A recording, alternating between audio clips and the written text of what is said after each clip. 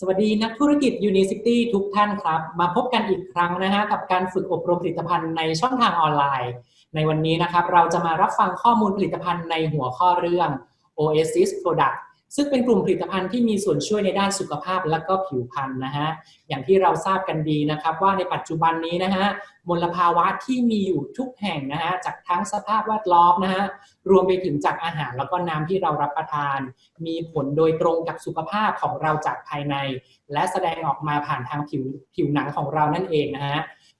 ดังนั้นนะครับในวันนี้เราจะมารับฟังเรื่องราวเกี่ยวกับการดูแลสุขภาพของตัวเราและผิวพรรณกับผลิตภัณฑ์ OASIS นะครับจากสุดยอดนักวิทยาศาสตร์ที่มีความเชี่ยวชาญด้านผลิตภัณฑ์ของ Unicity ที่เรารู้จักกันเป็นอย่างดีหากทุกท่านพร้อมแล้ว Please warmly welcome Dr. Lucas Glenn, Unicity Principal Scientist. Hello, it's great to be here. สวัสดีครับทุกท่านผมรู้สึกดีใจมากเลยครับ So a big welcome to you all tonight. I'm really excited to be here to be talking to you about skin health and the amazing Unicity OASIS product. และคืนนี้นะครับผมอยากที่จะต้อนรับทุกท่านนะครับเพื่อจะมารับฟังข้อมูลดีๆเกี่ยวกับผลิตภัณฑ์ของ Unicity ที่ชื่อว่า Unicity OASIS นั่นเองครับ So I'm going to be talking to you tonight about skin health and this amazing Unicity OASIS, but also how it helps aspects of your immune health as well. คืนนี้ครับเราจะมาพูดถึงหลักๆนะคะคือเรื่องของสุขภาพผิวของเรา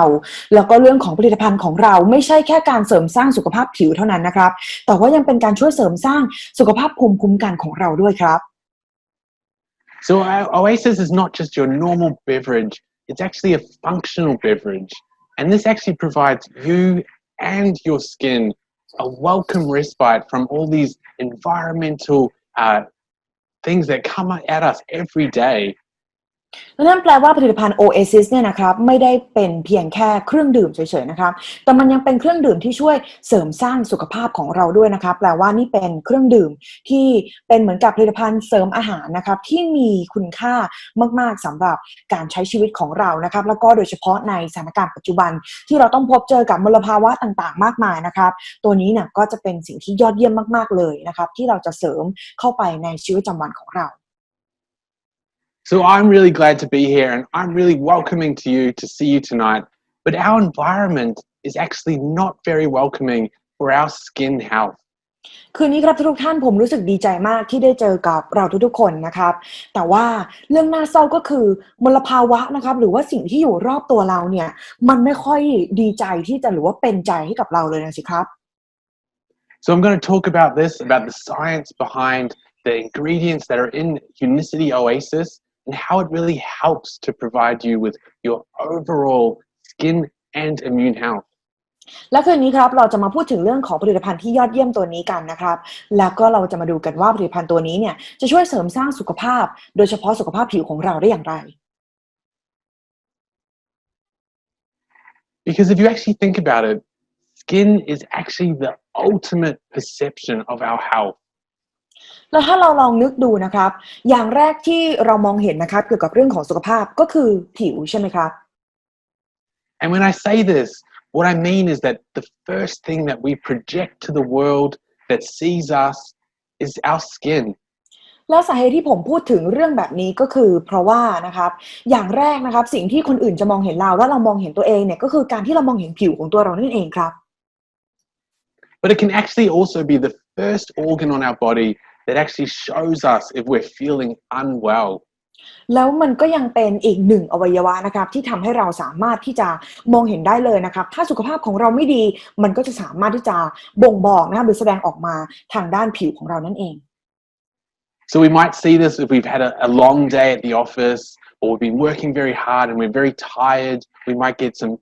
dark circles under our eyes.ฉะนั้นลองนึกดูสิครับว่าเวลาที่เราทำงานดึกๆใช่ไหมครับหรือว่าทำงานเป็นเวลานานพักผ่อนน้อยนอนน้อยนะครับเราก็จะเห็นเลยว่าใต้ตาของเราเนี่ยก็เริ่มมีความคล้ำนะครับหรือว่ามีสีที่คล้ำขึ้น And we also might see it if our skin is feeling dehydrated, it will be very dry and we can very much visualize this. หรือเราอาจจะเห็นนะครับว่าผิวของเราเนี่ยมีความแห้งนะคะขาดการชุ่มน้ำนะครับและนั่นก็สามารถที่จะมองเห็นได้ด้วยตาเปล่าเลย And it's very important to have good skin health Because in a way, you can almost think of it as our sort of business card that we show to the world. และสุขภาพผิวที่ดีนะครับก็มีความสำคัญมากลองนึกดูสิครับถ้าเราเปรียบผิวนะครับเหมือนกับเป็น business card หรือว่าบัตรที่เราแนะนำตัวทางด้านธุรกิจมันคือสิ่งที่คนอื่นเห็นเราเลยใช่ไหมครับ But of course, scientifically, your skin is very important because your skin is actually your body's barrier that helps it protect us from all these environmental challenges that we face every day. และแน่นอนครับทางด้านวิทยาศาสตร์นะครับเรื่องของผิวพรรณเนี่ยก็เป็นสิ่งที่สำคัญเช่นเดียวกันเราลองมองผิวของเรานะครับให้เป็นเหมือนกับเกราะป้องกันนะครับเป็นสิ่งที่คอยป้องกันตัวเราเมื่อเราออกไปพบเจอกับสภาพมลภาวะด้านนอกครับ And it's actually part of this body system that includes our skin, our hair, our nails, and our glands. แล้วมันก็เป็นหนึ่งในองค์ประกอบนะครับของระบบของเราไม่ว่าจะเป็นการทำงานร่วมมือกับผมนะครับเล็บแล้วก็เส้นขนต่างๆที่อยู่ภายนอกร่างกายของเรา And I actually find this fact really fascinating that the skin is actually the largest organ in our bodies, and it can actually account to up to 15% of our total body weight. So this makes it extremely important. และอีกหนึ่งเรื่องนะครับที่ผมรู้สึกว่าเป็นเรื่องที่น่าสนใจมากๆเลยนะครับก็คือผิวของเราเนี่ยเป็นอวัยวะที่มีขนาดใหญ่ที่สุดในร่างกายและทราบไหมครับทุกท่านว่าผิวของเราเนี่ยประกอบเป็นนะครับ 15% ของน้ำหนักร่างกายของเราเลยทีเดียว And this is why it's such an important organ to really help and must take care of to really help it function at its best. และนั่นก็คือสาเหตุนะครับว่าทำไมเราถึงต้องดูแลมันนะครับแล้วก็ทำให้มันสามารถที่จะทำงานได้อย่างมีประสิทธิภาพมากที่สุด Because not only will it help to support your skin, but it will also help to support your overall health and your body to work at its optimal function. เพราะว่าเวลาที่เราดูแลรักษาสุขภาพผิวของเรานะครับเราไม่ได้เพียงแค่นั้นนะสิครับการที่เราดูแลรักษาสุขภาพผิวเนี่ยก็ทำเหมือนกับว่าเราสามารถที่จะช่วยดูแลรักษาสุขภาพร่างกายแล้วก็สุขภาพองค์รวมของเราด้วยเช่นเดียวกัน Because not just thinking about skin as making us feeling more attractive when we have glowing skin, but skin actually has very important functions that help to protect us and our bodies especially from all these environmental challenges. สุขภาพผิวที่ดีเนี่ยไม่ได้แปลว่าทำให้เราดูดีเพียงแค่อย่างเดียวนะครับแต่สุขภาพผิวที่ดีเนี่ยก็ยังทำให้ร่างกายของเราสามารถที่จะทำงานได้อย่างเต็มประสิทธิภาพเช่นเดียวกัน So your skin actually helps to play an important role in regulating your body temperature, controlling your hydration in your body, and also protecting us from those ultraviolet lights from the sun. และนั่นแปลว่าผิวของเรานะครับก็ยังมีฟังก์ชันหรือว่าหน้าที่ที่สำคัญต่างๆมากมายไม่ว่าจะเป็นการกักเก็บความชุ่มชื้นนะครับปรับอุณหภูมิของร่างกายแล้วก็ยังเป็นการที่ช่วยปกป้องร่างกายของรังสี UV ด้วยครับ And when we think about nutrition, we often forget about our skin health and why it is so important. หลายๆครั้งนะครับเวลาที่เราพูดถึงเรื่องของโภชนาการหรือว่าการรับประทานอาหารเรามักที่จะหลงลืมไปครับที่จะรับประทานอาหารที่ช่วยเสริมทำให้ผิวของเรามีความแข็งแรงมากขึ้น Because as I mentioned, skin is the main defense organ of the human body for the human body against all these external attacks of UV radiation and these potential pathogenic microorganisms. แต่ลองนึกดูสิครับว่าผิวของเราเนี่ยมีความสำคัญขนาดไหนมันช่วยปกป้องร่างกายของเราครับจากเชื้อโรคต่างๆแล้วก็ปกป้องร่างกายของเรานะครับจากสิ่งแวดล้อมที่รุนแรงไม่ว่าจะเป็นเรื่องของรังสี UV นะครับหรือว่าเชื้อโรคต่างๆที่พยายามจะเข้ามาในร่างกายของเรา But it also helps to protect us from trauma to our bodies and also chemical stress. So these are pollutants that are in our environment. แล้วก็นอกจากนี้นะครับผิวของเราเนี่ยก็ยังช่วยปกป้องร่างกายของเราจากมลภาวะต่างๆนั่นเอง And especially important in these times. And I can tell you that your skin is your physical barrier. So you can think of it like your body's personal protective equipment. โดยเฉพาะในช่วงเวลาสำคัญนะครับในตอนนี้ที่เราทุกคนเนี่ยต่างก็ทราบว่าในการปกป้องร่างกายเนี่ยมันมีความสำคัญขนาดไหนลองให้นึกถึงผิวของเราครับเป็นเหมือนกับชุดเกราะหรือว่าชุด PPE ที่ช่วยปกป้องร่างกายของเรานะครับจากมลภาวะต่างๆรวมไปถึงเรื่องของจุลินทรีย์ตัวเล็กๆด้วยครับ So we're all accustomed now to wearing masks in our daily environments, but our skin has actually always been there to be this physical barrier against potentially harmful organisms. และในปัจจุบันนะครับผมทราบว่าเราทุกคนเนี่ยก็คงจะสวมใส่หน้ากากนะครับเป็นเหมือนกับวิธีที่เราช่วยปกป้องร่างกายของเราผิวพรรณของเราเนี่ยแหละครับคือเกราะป้องกันที่สำคัญที่สุด But because the skin is on the outside and we see it a lot, we often forget that the integrity and the function of the skin barrier are actually supported by what we ingest through the supply of micronutrients such as vitamins that we really require. แล้วหลายๆครั้งนะครับเราหลงลืมความสำคัญของผิวไปนะครับเลยทำให้เราเนี่ยไม่ได้ดูแลมันมากพอนะครับ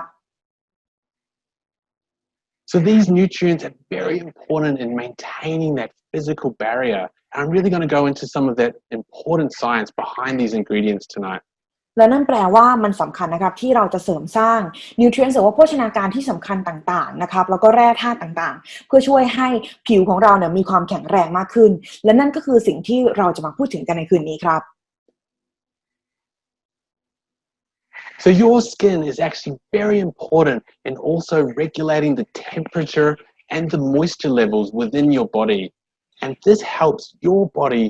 work at its optimal peak performance. และนั่นแปลว่าการที่เรามีสุขภาพผิวที่ดีก็จะช่วยให้ร่างกายของเราสามารถปรับระดับอุณหภูมิควบคุมระดับอุณหภูมิได้กักเก็บความชุ่มชื้นในร่างกายแล้วก็ทำให้ร่างกายของเราเนี่ยสามารถที่จะทำงานได้อย่างเต็มประสิทธิภาพเช่นเดียวกันครับ And it actually helps to promote the production of these important nutrients that we actually use in our day-to-day lives. นอกจากนี้ครับผิวยังมีความสำคัญนะครับในกระบวนการที่ช่วยสังเคราะห์นะครับหรือว่าเสริมสร้างนิวทรียนต์หรือว่าสารอาหารต่างๆที่ร่างกายต้องการ So we've probably heard a lot about this vitamin D, and it's always thought of as the sunshine vitamin, as the production of it actually depends on the right amount of sun exposure. ผมว่าเราทุกคนนะครับก็คงรู้จักกับวิตามินดีครับแล้วเมื่อเรานึกถึงวิตามินดีเนี่ยตอนเด็กๆนะครับคุณครูก็จะมักจะสอนว่ามันเกี่ยวกับเรื่องของการที่เราออกไปเจอกับแสงแดดใช่ไหมครับและเนี่ยแหละครับคือความสำคัญของผิวของเราที่ช่วยสังเคราะห์วิตามินดีที่ได้รับจากแสงแดดนั่นเองครับ Well, the interesting thing about the production of this vitamin is it's actually, if the skin is healthier, the vitamin D production mechanism is actually better regulated. และสิ่งที่สำคัญมากกว่านั้นก็คือทราบไหมครับว่าถ้าเรามีสุขภาพผิวที่ดีนะครับการสังเคราะห์วิตามินดีเนี่ยก็จะดียิ่งขึ้นไปเช่นเดียวกันครับ So healthy skin can aid in the production of this important vitamin. และนั่นแปลว่าการมีสุขภาพผิวที่ดีก็ยิ่งทำให้ร่างกายของเรามีความแข็งแรงมากขึ้นแล้วก็มีการสังเคราะห์วิตามินดีที่ดียิ่งขึ้นเช่นเดียวกันครับ And the reason I wanted to talk about this particular vitamin is it also plays a role in our immune health. So it's involved in the mechanism of regulating and keeping our immune system healthy. อีกหนึ่งสาเหตุนะครับที่ผมเนี่ยต้องการจะพูดถึงเรื่องของวิตามินดีก็คือวิตามินดีเนี่ยมีความสำคัญมากครับในเรื่องของการเสริมสร้างระบบภูมิคุ้มกันของร่างกายและนั่นแปลว่ามันมีความสำคัญอย่างมากต่อร่างกายของเรา So vitamin D actually helps to support the action of specific cells in our immune system. And these are actually involved in the communication, if you like, between different parts of our immune system. So this helps it work more effectively.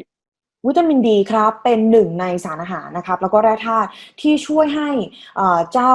ระบบภูมิคุ้มกันของเราเนี่ยแล้วก็เซลล์ในระบบภูมิคุ้มกันครับสามารถจะสื่อสารแล้วก็ทำงานร่วมกันได้ดียิ่งขึ้นนั่นแปลว่าการมีวิตามินดีที่เพียงพอนะครับแล้วก็มีการมีสุขภาพผิวที่ดีก็จะทำให้สุขภาพองค์รวมของเรานั้นดียิ่งขึ้นได้เช่นเดียวกัน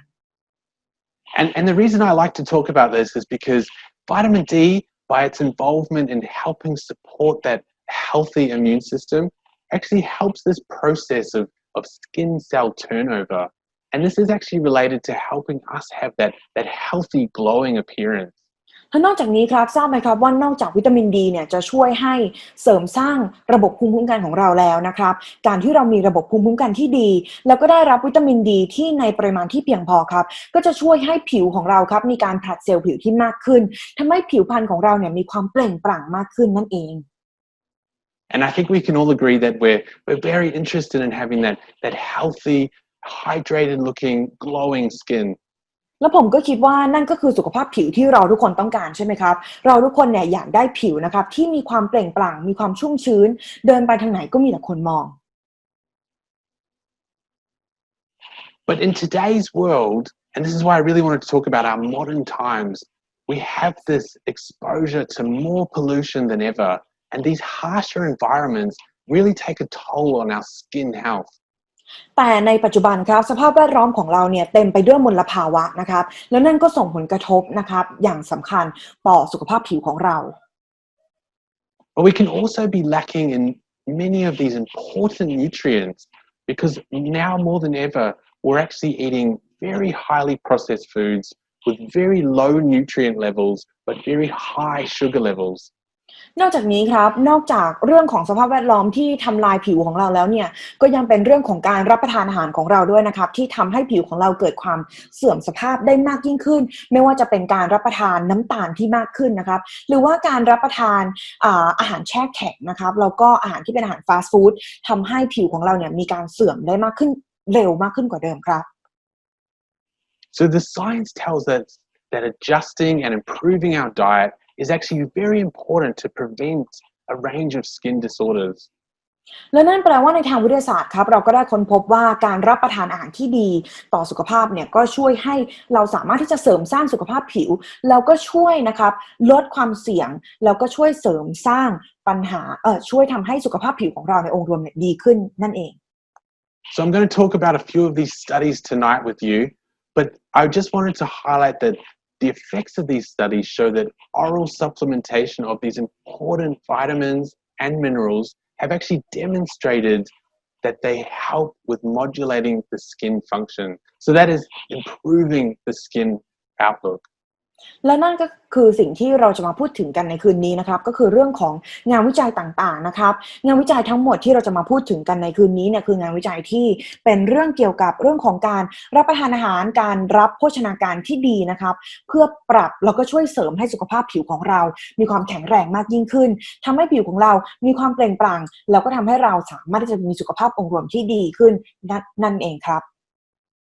And this really shows that nutrient supplementation for improving that skin appearance is actually a very important factor for keeping at bay the effects of all these extra modern day pollutants in this environment that can actually affect us. และนั่นแปลว่าทางออกนะครับสำหรับการที่ทำให้เราสามารถจะมีผิวที่ดีได้นะครับไม่ว่าเราจะออกไปเจอสภาพปัญหาแวดล้อมและมลภาวะที่รุนแรงขนาดไหนนะครับหากว่าเราเนี่ยดูแลรักษา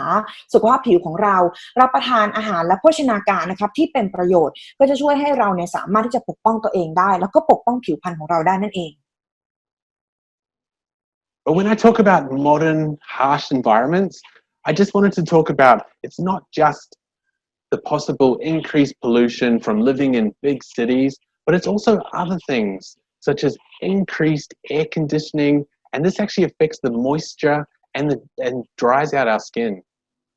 แล้วทุกท่านครับเวลาที่ผมพูดถึงนะครับเรื่องของมลภาวะแล้วก็สภาพแวดล้อมนะครับที่มันรุนแรงเหลือเกินต่อสภาพผิวของเราผมไม่ได้พูดถึงเพียงแค่เรื่องของมลภาวะที่เพิ่มสูงขึ้นที่อยู่ในอากาศด้านนอกที่เราออกไปเจอเท่านั้นนะครับแต่ยังรวมไปถึงเรื่องของการที่เราอยู่ในห้องแอร์บ่อยๆนั่นก็คือหนึ่งในวิธีที่เราทำให้ผิวของเราเนี่ยนะครับขาดน้ำแล้วก็ดึงความชุ่มชื้นออกไปจากผิวของเรานั่นเองครับ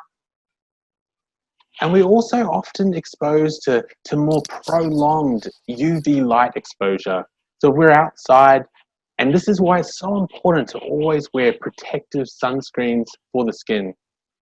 และนอกจากนี้นะครับก็ยังมีเรื่องของการที่เราออกไปเผชิญกับรังสี UV ที่มีความเข้มข้นมากขึ้นในทุกวันนะครับนั่นก็คือสาเหตุที่สำคัญว่าทำไมเราจึงต้องทาครีมกันแดดนะครับเพื่อปกป้องผิวของเรานั่นเอง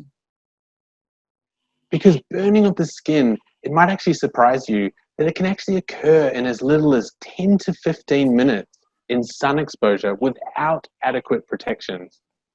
ทราบไหมครับว่าผิวของเราเนี่ยสามารถที่จะ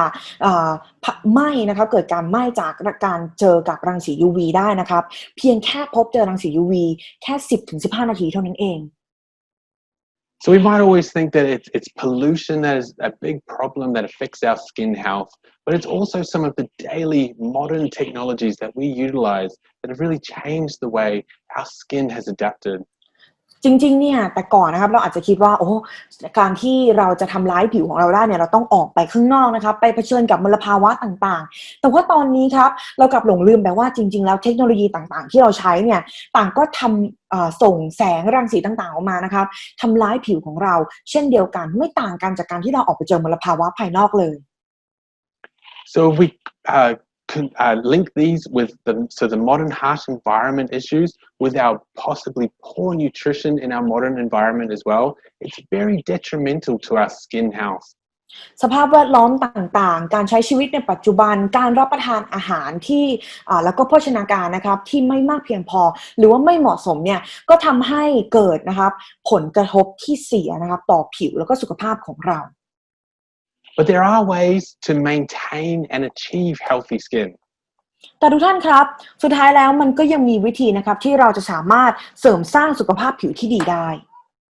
And I've put this diagram up tonight to really show how it's very much interlinked and all these different components actually play a role in your healthy skin. แล้วผมก็หวังว่านะครับรูปภาพนี้เนี่ยจะเป็นหนึ่งในสิ่งที่ช่วยสามารถเตือนใจเราทุกคนได้นะครับให้เราทุกคนเนี่ยสามารถที่จะกลับมาแล้วก็ฟื้นฟูสุขภาพผิวของเราให้มีความแข็งแรงมากขึ้น So maintaining and achieving healthy skin is a big goal for all of us. I know it's one of the major goals for myself. แล้วผมก็คิดว่านะคะการที่เราจะมีสุขภาพผิวที่ดีเนี่ยมันก็ควรจะเป็นเป้าหมายสำหรับเราทุกๆคนรวมถึงตัวของผมเองด้วยครับ And it's linked between this good nutrition, our immune health, but also this barrier health of our skin. และการที่เราจะเสริมสร้างผิวให้มีสุขภาพที่ดีได้นะครับมันก็เป็นการเชื่อมโยงระหว่าง3อย่างนี้นะครับไม่ว่าจะเป็นการได้รับสารอาหารโภชนาการที่ดีการมีภูมิคุ้มกันที่ดีแล้วก็การมีเกราะปกป้องผิวที่ดีนั่นเองครับ But when I actually talk about this barrier health, it might sound a bit like, what is that? But I'm actually talking about that part of maintaining and cleansing the skin to maintain our optimal health. เวลาที่ผมพูดถึงการมีเกราะปกป้องผิวที่ดีหลายท่านก็อาจจะคิดว่าเอ๊ะมันคืออะไรนะครับแต่จริงๆแล้วเนี่ยมันง่ายมากๆเลยครับมันก็คือการที่เราดูแลรักษานะคะชำระล้างผิวของเราแล้วก็เป็นการที่เราช่วยให้สุขภาพผิวของเราเนี่ยอยู่ในสภาพที่ดีนั่นเองครับ But this is also very linked to eating well and supporting our healthy immune health. So with our healthy immune system, it will actually help the skin barrier be more functional. นอกจากนั้นครับการมีภูมิคุ้มกันหรือว่าระบบภูมิคุ้มกันที่แข็งแรงก็ยังช่วยให้ผิวของเราเนี่ยมีสุขภาพดีมากยิ่งขึ้นด้วยเช่นเดียวกัน So this diagram represents the importance of all these factors that helps us have that glowing, healthy skin. และนี่ครับก็คือรูปภาพนะครับของวิธีการที่เราจะสามารถที่จะทำให้สุขภาพผิวของเราเนี่ยมีความแข็งแรงแล้วก็มีสุขภาพผิวที่ดีได้ครับ And I like to put it up here because I think the most powerful for us, so the most powerful aspect of this diagram and the one that we can alter the most is by supplying those right nutrients that our body needs. และจากภาพนี้ของเรานะครับผมอยากที่จะให้เราทุกคนนะครับเตือนบอกกับตัวเองไว้เลยนะครับว่าสิ่งที่สำคัญที่สุดในการที่เราจะเสริมสร้างสุขภาพผิวที่ดีได้นะครับก็คือการได้รับสารอาหารที่ดีหรือว่าการมีโภชนาการที่ดีนั่นเองครับ So nutrition is actually extremely associated with skin health because it supplies all these required nutrients for the biological processes it needs to produce the skin. และนั่นแปลว่าการรับประทานอาหารนะครับหรือการมีโภชนาการที่ดีจะส่งผลเป็นอย่างยิ่งเลยครับต่อการพัฒนาสุขภาพผิวของเรา So we might think that with skin health, it is better to apply lotions for that glowing skin, and this is true, but nutrition is also a very big aspect and maybe even more important than applying topical ointments to the skin. But it's a good combination for both. sorry หลายๆท่านนะครับอาจจะคิดว่าการที่เราจะมีสุขภาพผิวที่ดีเนี่ยคุณจะต้องทาโลชั่นนะครับให้ผิวพรรณมีความชุ่มชื้นเปล่งปลั่งแต่ในความเป็นจริงแล้วนะครับวิธีการที่ดีแล้วก็เป็นวิธีการที่สามารถที่จะอยู่ในระยะยาวมากกว่านั้นก็คือการที่เรารับประทานอาหารที่ดีเพื่อทำให้เราเนี่ยมีสุขภาพผิวที่ดีจากภายในนั่นเอง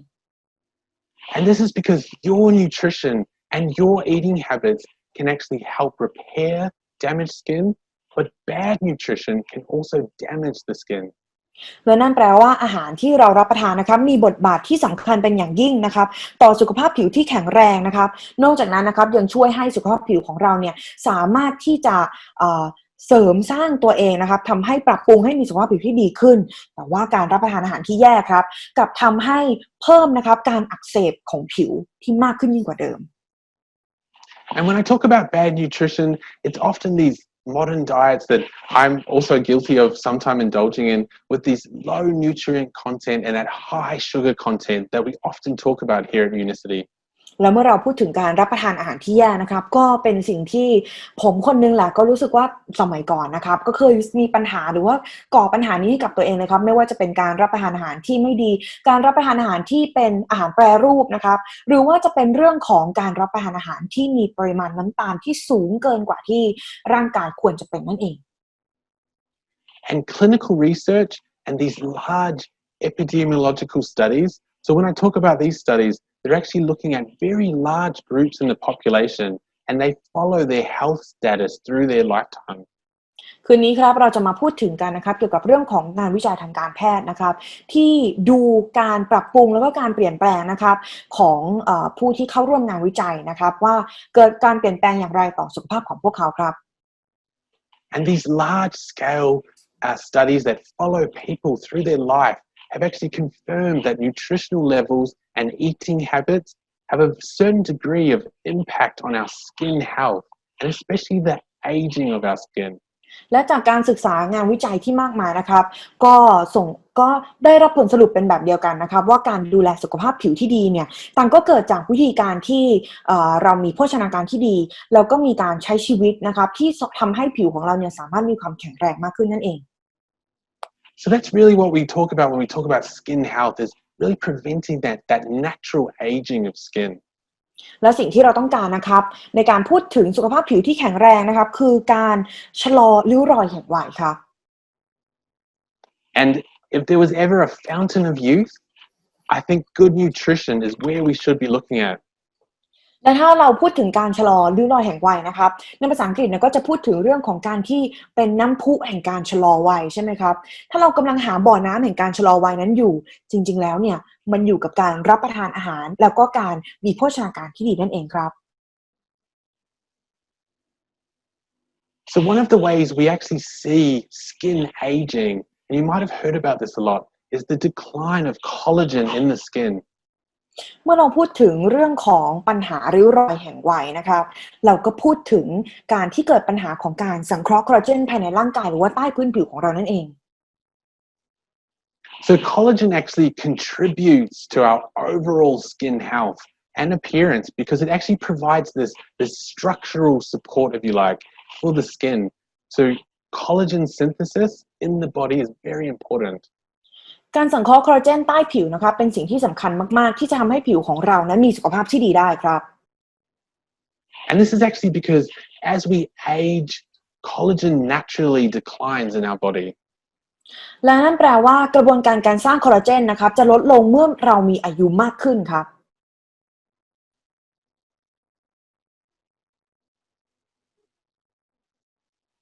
So I've used this diagram to really show the differences between youthful versus aged skin. ทุกท่านครับเมื่อเรามองเห็นรูปภาพนี้นะครับก็ทำให้เราสามารถเห็นได้เลยนะครับว่า youthful skin นะครับหรือว่าผิวที่มีสุขภาพดีกับผิวที่เสื่อมสภาพตามวัยนะครับก็มีความแตกต่างกันอย่างเห็นได้ชัด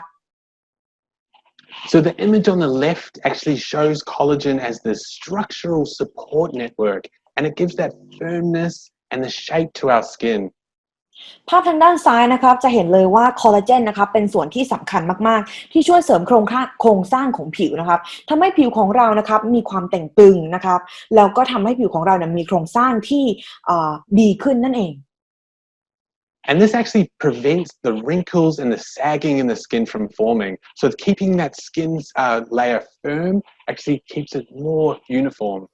และนั่นแปลว่าคอลลาเจนนะครับเป็นส่วนที่ช่วยเสริมสร้างโครงสร้างทำให้ผิวของเราเนี่ยมีความเต่งตึงมากขึ้นนะครับมีเหมือนกับมีรากฐานที่แข็งแรงทำให้ผิวไม่เกิดการเหี่ยวย่นนั่นเอง But of course, as I mentioned, unfortunately,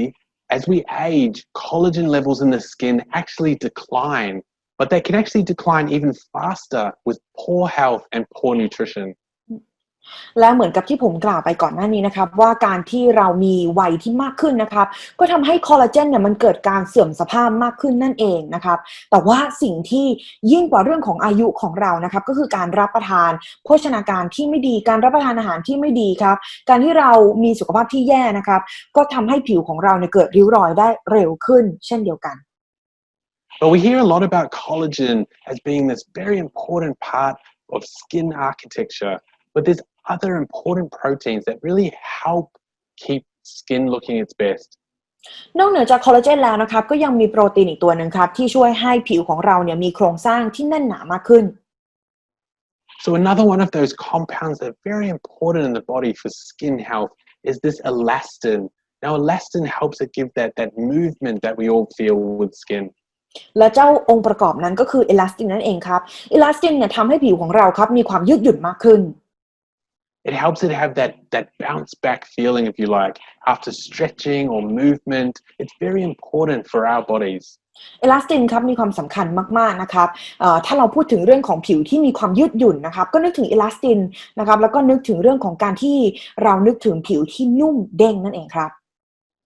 And also one of the most important parts of skin health is actually good hydration. So helping the skin have enough water it requires to really maintain that structure and shape. และอีกหนึ่งองค์ประกอบที่สำคัญนะครับที่จะช่วยให้ผิวของเรามีความเต่งตึงนะครับมากขึ้นก็คือเรื่องของการที่เราจะช่วยให้ผิวเนี่ยมีการได้รับการกักเก็บน้ำนะครับหรือการอุ้มน้ำที่ดีก็จะช่วยให้เรามีสุขภาพผิวที่ดียิ่งขึ้นครับ And this is why it's really important to nutritionally support the production of these important components for our skin health, because a lot of these are created from the nutritional aspects of our diet. และโครงสร้างเหล่านี้ครับจะไม่สามารถที่จะอยู่ในสภาพที่ดีได้เลยหากว่าเราไม่มีโภชนาการที่ดีครับ So what are some of the ways that Unicity Science is really helping to support your skin health? แล้วฝ่ายวิทยาศาสตร์ของ Unicity จะช่วยให้เรามีสุขภาพผิวที่ดีได้ยังไงล่ะ But with this product, we've also allowed that extra support for your immune health when it comes to a skin aspect. แล้วเราก็ได้สร้างผลิตภัณฑ์ตัวนี้ขึ้นมาครับเพื่อช่วยให้ผู้คนนะครับมีสุขภาพผิวที่ดียิ่งขึ้น So Unicity Science has created some innovative products that really help to maintain your optimal health. และที่ Unicity Science ครับเราได้สร้างนะครับผลิตภัณฑ์ที่ช่วยให้ผู้คนครับสามารถจะมีสุขภาพผิวที่ดีได้ And of course, Unicity OASIS is no exception because it's an amazing skin health solution. นั่นก็คือเจ้า Unicity OASIS นั่นเองครับที่ช่วยให้เป็นนวัตกรรมนะครับที่ทำให้ผิวของเราเนี่ยมีสุขภาพผิวที่ดีแล้วก็แข็งแรงมากขึ้น But what's great about this product is actually a refreshing, functional beverage that really helps to hydrate and support skin health. นี่คือผลิตภัณฑ์นะครับที่เป็นเหมือนกับเครื่องดื่มที่ทำให้เรามีความสดชื่นนอกจากนั้นยังช่วยฟื้นฟูสภาพผิวทำให้เราเนี่ยมีสุขภาพผิวที่ดีครับ But it also helps to protect from those external environmental pressures that I talked about earlier in the talk. นอกจากนั้นครับมันยังเป็นสิ่งที่ช่วยป้องกันร่างกายของเราโดยเฉพาะสุขภาพผิวของเรานะครับจากเจ้าแหล่งมลภาวะต่างๆแล้วก็สิ่งต่างๆที่ทำร้ายผิวของเรานั่นเอง So you can almost think of it as like supporting from the inside out. ดังนั้นอยากให้มองผลิตภัณฑ์ OASIS ครับเหมือนกับเป็นผลิตภัณฑ์ที่ช่วยเสริมสร้างสุขภาพของเราจากภายในสู่ภายนอก And we often talk about, we have a saying that we often say, beauty not only comes from within. เรามักจะพูดใช่ไหมครับว่าโอ้จริงๆแล้วสุขภาพเนี่ยมันมาจากภายในสู่ภายนอก But so too does optimal skin health. It's really about providing those nutrients that your skin requires. เช่นเดียวกันครับกับสุขภาพผิวของเรามันก็ต้องสวยงามแล้วก็เปล่งปลั่งจากภายในสู่ภายนอกเช่นเดียวกัน And the reason for this is because Unicity OASIS actually provides these powerful sources of minerals and antioxidants that promote that glowing, healthy-looking skin.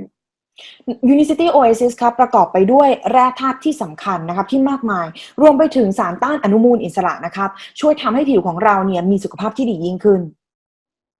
And I'm going to talk about why these ingredients are really important and how they work in promoting good skin health. ซึ่งการที่มันจะทำอย่างนั้นได้นะครับมันก็เกิดจากการที่มันมีองค์ประกอบต่างๆที่สำคัญช่วยให้เรามีสุขภาพผิวที่ดีนั่นเองและนี่คือสิ่งที่ผมจะพูดถึงครับ So these functional ingredients are aloe vera and minerals such as zinc and a special tremella extract that helps to make your skin look and feel great from the inside and outside. นี่เป็นผลิตภัณฑ์ที่ดีมากๆเลยนะครับประกอบไปด้วยสารสกัดจากอะโลเวรานะครับไม่ว่าจะเป็นซิงค์นะครับหรือว่าสารสกัดจากเห็ดหูหนูขาวนะครับที่ช่วยให้ผิวของเราเนี่ยมีสุขภาพที่ดีขึ้นนั่นเอง So we actually hear a lot about aloe vera and it contains these special compounds that support hydration in your skin. ทุกท่านครับเราทุกคนเนี่ยรู้จักกับอะโลเวราหรือว่าว่านหางจระเข้นั่นเองนะครับว่านหางจระเข้เนี่ยมีความสำคัญอย่างมากนะครับในการช่วยเติมเต็มน้ำที่หล่อเลี้ยงความชุ่มชื้นให้กับผิว And good hydration actually helps the structure of the skin. และการที่ผิวมีความชุ่มชื้นครับก็ยังให้ผิวของเราเนี่ยมีความเต่งตึงมากขึ้นนั่นเองทำให้ผิวมีโครงสร้างนะครับที่ดีขึ้นและมีความยืดหยุ่น But it actually also has this added benefit of helping to reduce the effects of those harmful ultraviolet rays that we're exposed to in the sunlight. นอกจากนี้ครับมันยังช่วยลดความเสียหายของผิวที่อาจจะเกิดจากการสัมผัสหรือว่าการพบเจอกับรังสี UV ครับ And those UV light rays can actually cause skin burning and premature skin aging, which is what we want to avoid. แล้วเจ้ารังสี UV นะครับก็เป็นหนึ่งในสาเหตุที่ทำให้ผิวของเรานะครับเกิดการไหม้นะครับหรือว่าเกิดริ้วรอยที่ก่อนวัยนั่นเอง And there is a lot of science behind aloe vera and its health applications. และทางวิทยาศาสตร์ครับก็ได้มีการประยุกต์ใช้ว่านหางจระเข้เพื่อสุขภาพอย่างมากมาย And aloe vera research even looks at things as antibacterial and antiviral properties. นอกจากนี้ครับสารสกัดจากว่านหางจระเข้นะครับก็ยังมีฤทธิ์ในการต่อต้านแบคทีเรียแล้วก็การต่อต้านไวรัส And the reason this is important is because it actually helps to maintain that important skin barrier function that I mentioned. And this in turn actually helps to support a healthy immune system. และอีกหนึ่งความสำคัญของมันก็คือการที่มันช่วยครับเสริมสร้างภูมิคุ้มกันของเราทำให้เราเนี่ยเหมือนกับมีเกราะป้องกันของผิวที่ดีครับ And then of course that is linked to good nutrition to help you maintain that healthy glowing skin. และนั่นแปลว่าการที่เราจะมีผิวที่ดีแล้วก็เปล่งปลั่งได้เนี่ยมันก็เกิดจากการที่เรามีโภชนาการที่ดีนั่นเอง But it's these special antioxidants that are in this aloe vera that help prevent the formation of these damaging oxidants that can damage our skin and cause premature aging. นอกจากนี้ครับว่านหางจระเข้ครับก็ยังประกอบไปด้วยสารต้านอนุมูลอิสระที่ช่วยให้ผิวของเราครับมีการชะลอวัยนะครับแล้วก็มีการลดริ้วรอยแห่งวัย So what happens in the body when we have the formation of these damaging oxidants? It actually slows the healing process of the skin. So any UV damage that we're actually exposed to, it actually causes the skin to take longer to heal.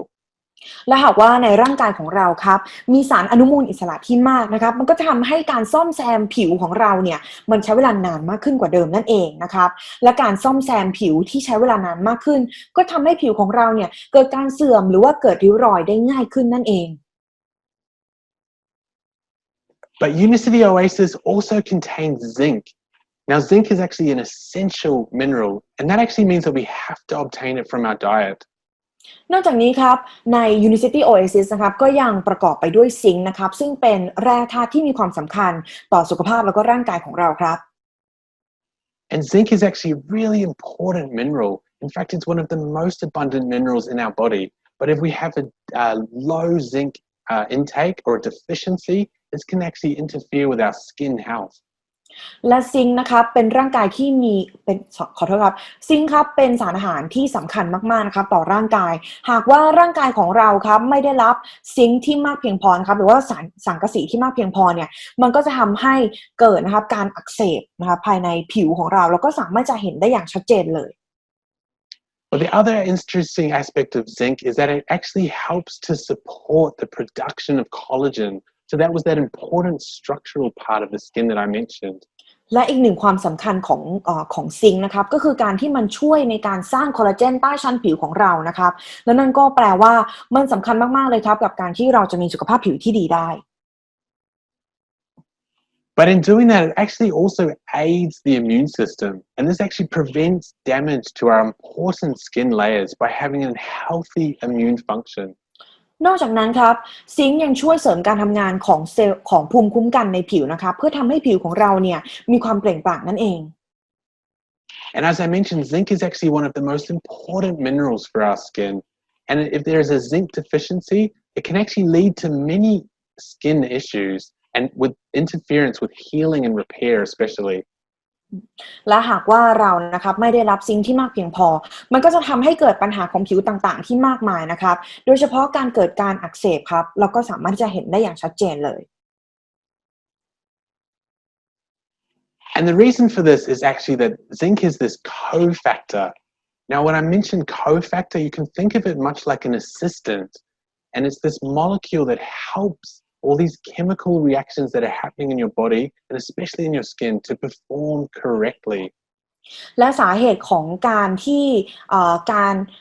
ไม่ได้รับซิงค์ที่มากเพียงพอนำไปสู่ความผิดปกติของผิวต่างๆเนี่ยนะครับก็เป็นเพราะว่าจริงๆแล้วซิงค์เนี่ยเป็นโคแฟกเตอร์ครับโคแฟกเตอร์เนี่ยก็คือเป็นสารที่มีความสำคัญนะครับในการช่วยเสริมสร้างส่วนต่างๆของร่างกายและนั่นแปลว่าหากว่าเราขาดเจ้าโคแฟกเตอร์นี้ไปเนี่ยมันก็จะทำให้เกิดนะครับความผิดปกติแล้วก็ปัญหาต่างๆที่สามารถจะแสดงออกได้อย่างชัดเจนต่อผิวของเรา And the interesting thing with a zinc deficiency in the skin, it can actually look noticeably different, and it can begin to be implicated in a range of skin disorders. และทราบไหมครับว่าหากว่าเราไม่ได้รับซิงค์ที่มากเพียงพอนะครับเราจะสามารถมองเห็นได้ด้วยตาเปล่าเลยนะครับว่าผิวที่มีซิงค์นะครับกับผิวที่ไม่มีซิงค์เนี่ยเป็นผิวที่มีความแตกต่างกันอย่างชัดเจนครับแล้วก็ยังนำไปสู่ปัญหาทางด้านผิวอย่างอื่นอีกมากมายด้วย So actually, zinc deficiency in the skin can often be noticed as dry, flaky skin, and this is actually a noticeable zinc deficiency in some cases. ถ้าจะพูดอย่างง่ายๆเลยนะครับหากว่าร่างกายของเรานะครับไม่ได้รับซิงค์ที่มากเพียงพอผิวของเรานะครับก็จะเป็นผิวที่แห้งนะครับเป็นผิวที่เรียกว่า flaky ครับ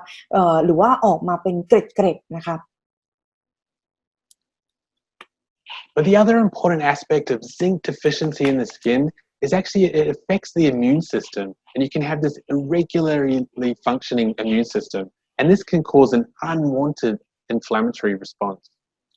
นอกจากนี้ครับหากว่าเราได้รับปริมาณซิงค์ที่ไม่เพียงพอนะครับมันก็จะทำให้ผิวของเราเนี่ยนะครับเกิดปัญหาความบกพร่องนะครับทางด้านภูมิคุ้มกันแล้วก็ยังนำไปสู่เรื่องของการอักเสบด้วย And this response can actually lead to damage of your own skin, and this actually might be seen again as dry, flaky skin or cracking or inflammation. การอักเสบต่างๆนะครับก็นำไปสู่การเกิดขึ้นของริ้วรอยแล้วก็การมีผิวที่แห้งครับ Of course, that's not the only mineral that is important for skin health. Another important mineral is magnesium. แต่แน่นอนครับนอกจากซิงค์แล้วเนี่ยเราก็ยังมีอีกแร่ธาตุหนึ่งที่สำคัญต่อผิวของเรานะครับก็คือแมกนีเซียม So magnesium is actually very important in helping skin hydration and helping to repair the skin barrier after damage. แมกนีเซียมครับมีความสำคัญต่อการสร้างความชุ่มชื้นของผิวนะครับแล้วก็ยังช่วยให้ผิวของเราเนี่ยมีความแข็งแรงมากขึ้น And the reason for this is it actually helps to support new skin cells being developed. So the skin is actually in this constant state of regeneration. นอกจากนี้ครับแมกนีเซียมยังมีความสำคัญนะครับต่อการสร้างเซลล์ผิวใหม่นะครับหรือว่าการผลัดเซลล์ผิว But in this formula of OASIS, we've also included copper, And again, this is a very important mineral for helping support the skin against those free radicals that can cause pressure and unwanted immunological responses. นอกจากนั้นครับในผลิตภัณฑ์ OASIS นะครับก็ยังประกอบไปด้วยคอปเปอร์ซึ่งช่วยต่อต้านอนุมูลอิสระในเซลล์ผิวของเราครับ But this is also another cofactor, if you like, so an assistant. And the interesting thing about copper is it also helps the transportation of iron in the body. And this is very important because it helps with blood flow and keeping your cells oxygenated so that they are healthy and look glowing. อีกอย่างหนึ่งนะครับของคอปเปอร์ก็คือมันเป็นสิ่งที่เรียกว่าโคแฟกเตอร์ครับซึ่งคอปเปอร์ครับเป็นโคแฟกเตอร์ที่ช่วยในการขนส่งและการดูดซึมนะครับธาตุเหล็กในร่างกายของเรานอกจากนี้ครับก็มันยังเป็นอีกหนึ่งตัวนะครับที่ช่วยให้ผิวของเราเนี่ยมีสุขภาพแล้วก็มีความแข็งแรงมากขึ้นนั่นเอง But this formula not only contains these important minerals, it also contains the refreshing ingredients blackberry and pomegranate. และในสูตรนี้ครับมันไม่ได้มีเพียงแค่เรื่องของแร่ธาตุที่สำคัญต่อร่างกายสุขภาพแล้วก็ผิวของเราเท่านั้นนะครับมันยังประกอบไปด้วยสารแล้วก็องค์ประกอบนะครับที่ช่วยให้เรารู้สึกสดชื่นเช่นกัน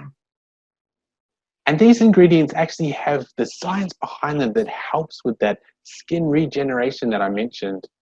และองค์ประกอบที่สำคัญเหล่านี้ครับนอกจากมันจะช่วยเรารู้สึกสดชื่นแล้วนะครับมันยังเป็นสิ่งที่ช่วยเสริมสร้างให้สุขภาพของเราแล้วก็ผิวของเรานั้นดีขึ้นด้วย And this actually helps to have that good hydration, which helps with keeping the skin having its firm texture that we all love. แล้วมันก็ยังช่วยให้ผิวของเราครับมีความชุ่มชื้นแล้วก็มีโครงสร้างของผิวที่ทำให้ผิวของเรามีความนุ่มเด้งนั่นเองBut they also contain these powerful antioxidants that are very specific to the skin environment, and they help prevent environmental damage to our skin. นอกจากนี้ครับเจ้าองค์ประกอบสำคัญนี้ก็เป็นแหล่งของสารต้านอนุมูลอิสระนะครับที่มีประสิทธิภาพที่สูงนะครับช่วยให้ผิวของเรามีความชุ่มชื้นแล้วก็ช่วยในการเพิ่มการฟื้นฟูผิวตามธรรมชาติครับ So Dr. Glynn actually talked about antioxidants a bit in the previous talk. ในการอบรมก่อนหน้านี้ครับดร.กลินเนี่ยก็ได้พูดถึงเรื่องของแอนตี้ออกซิแดนต์นะครับแล้วก็ความสำคัญของสารต้านอนุมูลอิสระหรือว่าแอนตี้ออกซิแดนต์นั่นเอง And some of these oxidants can actually be produced in the body, and it is a good way to actually reduce them by having these powerful antioxidants. So they could be a part of a necessary chemical reaction in the body, but we have to keep them at significantly healthy levels. แล้วเราทุกคนก็ทราบใช่ไหมครับว่าจริงๆแล้วอนุมูลอิสระเนี่ยมันเกิดในร่างกายของเราแล้วมันก็เป็นสิ่งที่เกิดขึ้นตามธรรมชาติครับแล้วนั่นก็เป็นสิ่งที่สำคัญนะครับเมื่อเรามีอนุมูลอิสระที่เยอะนะครับเราก็ควรที่จะเสริมสารต้านอนุมูลอิสระเหล่านี้เข้าไปเพื่อช่วยให้สุขภาพของเราแล้วก็ช่วยให้สุขภาพผิวของเราเนี่ยมีความแข็งแรงมากขึ้นแล้วก็มีความยืดหยุ่นมากขึ้นนั่นเองครับ But the other amazing insight into pomegranate research actually shows that it contains these important compounds that protect against the damage of ultraviolet light. นอกจากนี้ครับสารสกัดจากน้ำทับทิมเนี่ยก็ยังถูกค้นพบนะครับว่ามีสารที่ต่อต้านการอักเสบหรือว่าสารต้านอนุมูลอิสระนะครับแล้วก็ช่วยให้ยับยั้งการเสื่อมสภาพของผิวที่เกิดจาก UV ครับ So some of the UV damage that we might experience when we see skin burning is that reddening of the skin. And I know I've experienced that in the harsh sun. นะครับการเสื่อมสภาพนะครับหรือว่าปัญหาที่เกิดจาก UV นะครับก็มันคือการที่มันทำให้ผิวของเรานะครับมีการแดงนะครับหรือว่าการไหม้นั่นเองและผมเนี่ยก็เคยพบเจอกับปัญหานี้ด้วยตัวเองครับ So the reddening that we see is actually damage to the skin. แล้วเมื่อผิวของเรานะครับเกิดอาการแดงนั่นแหละครับคือการที่ผิวของเรามีการอักเสบเกิดขึ้นครับ And it's a result of this inflammation of the skin and damage that is a result of this potential skin burning. และนั่นแหละครับก็คือเขาเรียกว่า sign นะครับหรือว่าสิ่งที่สำคัญที่ทำให้เราสามารถจะเห็นได้เลยนะครับว่าเราเกิดปัญหาบนผิวของเราเรียบร้อยแล้ว So this ingredient can actually help reduce the impact of potential reddening of the skin. สารสกัดจากน้ำทับทิมเนี่ยนะครับเป็นสิ่งที่สำคัญเลยที่ช่วยให้ลดการแดงนะครับของผิว And another interesting ingredient that also has these properties is the tremella extract from the white jelly mushroom. และอีกหนึ่งองค์ประกอบที่สำคัญนะครับก็คือสารสกัดเทรเมล่านะครับที่เกิดจากเห็ดหูหนูขาวครับ So this actually helps to reduce skin dehydration. So the skin can actually become naturally dehydrated in our environment. As I mentioned, air conditioning is a big impact. สารสกัดจากเห็ดหูหนูขาวครับเป็นสารสกัดที่สำคัญนะครับที่ช่วยให้ผิวของเราสามารถที่จะกักเก็บความชุ่มชื้นป้องกันการสูญเสียน้ำนะครับจากผิวและการสูญเสียน้ำเนี่ยครับเป็นปัญหาที่สำคัญที่เกิดจากการที่เรานะครับอยู่ในห้องแอร์เป็นระยะเวลานานหรือว่าเผชิญกับแอร์บ่อยๆ But it also promotes this good skin texture by allowing the reduction of this natural collagen loss. So when we bombarded with UV light, it can actually cause damage to our natural collagen production. นอกจากนี้ครับตัวสารสกัดจากเห็ดหูหนูขาวครับยังช่วยให้ร่างกายของเรานะครับมีคอลลาเจนจากธรรมชาติทำให้ผิวของเราครับมีสุขภาพดีนะครับเพราะว่าคอลลาเจนในสุขภาพในผิวของเราครับสามารถที่จะสูญเสียได้นะครับจากการที่เราออกไปพบเจอกับรังสี UV บ่อยๆนั่นเอง And some of this is because that UV light can actually dry out the skin. So this actually helps the skin from preventing that hydration or that water loss, if you like. เราทราบไหมครับว่าเมื่อผิวของเรานะครับเจอกับรังสี UV เนี่ยมันก็ยังทำให้ผิวเกิดอาการแห้งเช่นเดียวกันนะครับและการที่เราเสริมสร้างด้วยสารสกัดจากเห็ดหูหนูขาวเนี่ยมันก็ช่วยให้ผิวของเรามีความชุ่มชื้นมากขึ้นนั่นเอง And it also has this effect of helping collagen synthesis in the body. And it's presumed that this is because it has these powerful antioxidant enzymes that actually prevent damage in the collagen production process. นอกจากนี้ครับสารสกัดจากเห็ดหูหนูขาวเนี่ยก็ยังมีเอนไซม์นะครับที่เป็นสารต้านอนุมูลอิสระช่วยให้ผิวของเราครับสามารถที่จะกักเก็บน้ำได้มากขึ้นแล้วก็ป้องกันการสลายตัวของคอลลาเจนในธรรมชาตินะครับที่อยู่ภายใต้ผิวของเรา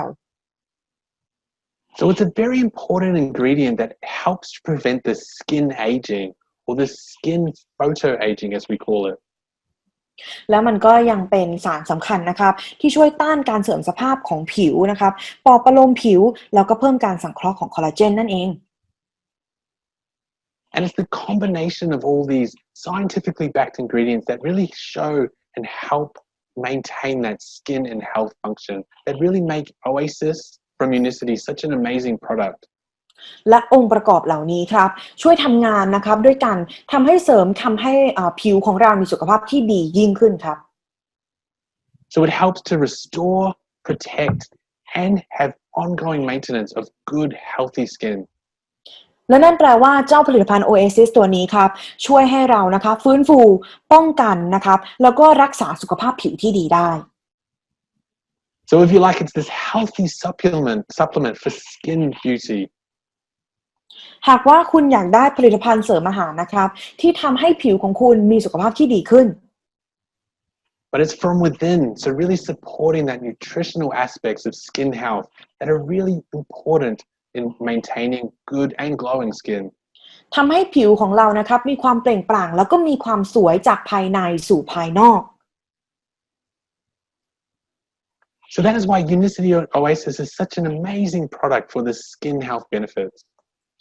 Unicity OASIS ครับเป็นผลิตภัณฑ์เสริมอาหารนะครับที่จะช่วยให้คุณสามารถที่จะได้ผิวพรรณแบบนั้นที่คุณต้องการได้เลยครับ So thank you for listening tonight, and I hope that I've really inspired you to how this OASIS product really helps in maintaining that good glowing skin health and also the important aspects of your immune health. สำหรับคืนนี้ครับทุกท่านผมต้องขอบคุณทุกท่านมากๆนะครับที่เข้าร่วมกันนะครับและร่วมการอบรมผลิตภัณฑ์ในครั้งนี้นะครับแล้วก็หวังว่านะครับข้อมูลในคืนนี้จะช่วยให้ทุกท่านสามารถที่จะรักษาผิวพรรณที่แข็งแรงมีน้ำมีนวลแล้วก็เปล่งปลั่งได้จากการใช้ผลิตภัณฑ์ Unicity OASIS นั่นเองครับ And Unicity OASIS is really showing that Unicity is dedicated to making life better. และผมมองว่าทุกท่านนะครับก็จะรู้สึกว่าผลิตภัณฑ์ OASIS นี้นะครับเป็นอีกหนึ่งผลิตภัณฑ์ที่ช่วยให้เราสามารถที่จะมีชีวิตที่ดีขึ้นได้นั่นเอง Thank you so much for listening tonight. ขอบคุณมากๆครับทุกท่าน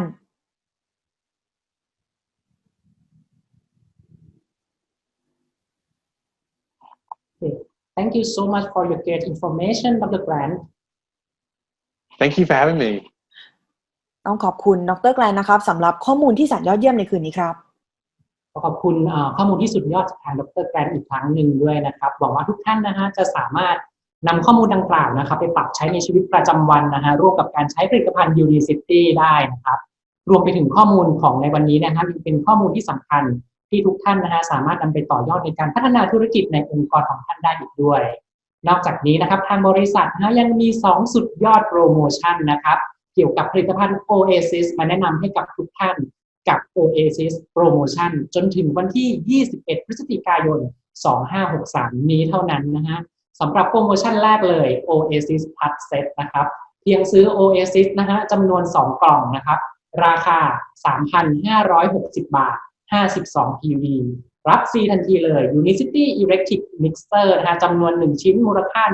1,200 บาทนะฮะและอีก1โปรโมชั่นนะครับ OASIS Aura Booster Set นะฮะเพียงซื้อ OASIS จำนวน2กล่อง Nejin Collagen Plus จำนวน2กล่องและ Unicity Daily Sun Care SPF 50 บวก PA 3 บวกจำนวน2หลอดนะครับราคา 9,300 บาท134 PV รับฟรีทันทีเลยซอยโปรตีนจำนวน1กระปุกมูลค่า 1,410 บาทสามารถสั่งซื้อโปรโมชั่นได้ที่ Unicity สำนักงานใหญ่ช่องทางออนไลน์ D-Shop และศูนย์ DSC ที่ร่วมรายการทุกสาขาได้เลยนะฮะนอกจากนี้นะครับสำหรับการฝึกอบรมผ่านช่องทางออนไลน์ประจำเดือนธันวาคม2563ท่านใดนะฮะที่เป็นแฟนคลับการฝึกอบรมจากทางบริษัทเตรียมพบกับการฝึกอบรม2หัวข้อที่จะเป็นประโยชน์กับทุกท่านโดยในวันที่9ธันวาคม2563เวลา 18 นาฬิกานะครับพบกับการฝึกอบรมหัวข้อ Year End Product เจาะลึกสุดยอดผลิตภัณฑ์ Unicity แห่งปี 2020 ผ่านช่องทาง YouTube และในวันที่ 16 ธันวาคม 2563 นะครับเวลา 18 นาฬิกาเช่นเดียวกันนะฮะพบกับการฝึกอบรมหัวข้อ Well-being with Healthy Eating and Exercise เทคนิคการกินและออกกำลังกายอย่างมืออาชีพโดยคุณสวรัตน์โบเกอร์นะฮะ Health and Fitness Coach ผ่านช่องทาง YouTube เช่นเดียวกันนะครับนอกจากนี้นะฮะหากท่านใดสนใจในข้อมูลผลิตภัณฑ์ OASIS นะฮะสามารถสแกน QR Code ได้จากหน้าจอนี้เพื่อดูข้อมูลผลิตภัณฑ์ดังกล่าวได้เลยเอาละครับนี่ก็เป็นข้อมูลดีๆจากทางบริษัทนะฮะหวังว่าทุกท่านจะชื่นชอบข้อมูลผลิตภัณฑ์ของเรานอกจากนี้นะครับท่านยังสามารถติดตามข่าวสารและตารางการฝึกอบรมผลิตภัณฑ์ของ Unicity ได้จากช่องทางต่างๆของบริษัทและหากต้องการสอบถามข้อมูลผลิตภัณฑ์เพิ่มเติมสามารถโทรเข้ามาได้ที่เบอร์ 020926777 กด 2 ติดต่อฝ่ายข้อมูลผลิตภัณฑ์ได้โดยตรงนะครับและพบกันใหม่อีกครั้งกับการฝึกอบรมผลิตภัณฑ์ผ่านช่องทางออนไลน์สำหรับวันนี้สวัสดีครับ